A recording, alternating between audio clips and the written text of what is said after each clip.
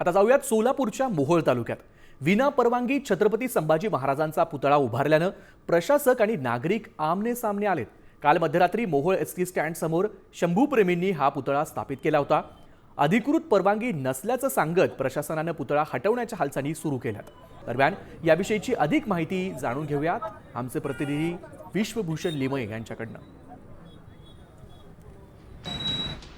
सोलापूर जिल्ह्यामधील मोहोळ तालुक्याच्या शहराच्या ठिकाणी आपण पाहू शकताय की मध्यरात्री या ठिकाणी शंभूप्रेमींनी छत्रपती संभाजी महाराजांचा पुतळा जो आहे तो इकडच्या बसस्टँड परिसरामध्ये बसवल्याचं आपल्याला पाहायला मिळतंय. मात्र या पुतळ्याला इकडच्या प्रशासनाकडून विरोध करण्यात आला, कारण इकडं कुठल्याही पद्धतीची परवानगी न घेता हा पुतळा बसवण्यात आला होता. आपल्यासोबत पोलीस अधिकारी आहेत, आपण त्यांच्याकडनं जाणून घ्यात. साहेब, काय सांगाल? खरं तर रात्रीतून हा पुतळा बसवलेला आहे, कुठलीही प्रशासकीय परवानगी न घेता.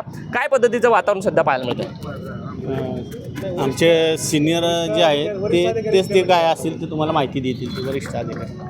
पण पोलिसांचा खूप मोठ्या प्रमाणामध्ये यंत्रणा या ठिकाणी तैनात करण्यात आलेली पाहायला मिळते. कुठच्या पद्धतीची खबरदारी घेत आहे? इथं सार्वजनिक शांतता आणि सुव्यवस्था राखण्याचं जो पोलिसांचं जे काम आहे त्याची आम्ही खबरदारी घेत आहोत की जेणेकरून काही सार्वजनिक शांतता आणि सुव्यवस्था काही प्रश्न निर्माण होणार नाही. साधारण किती पोलिसांची तुकडी या ठिकाणी तुम्ही लावलेली आहे?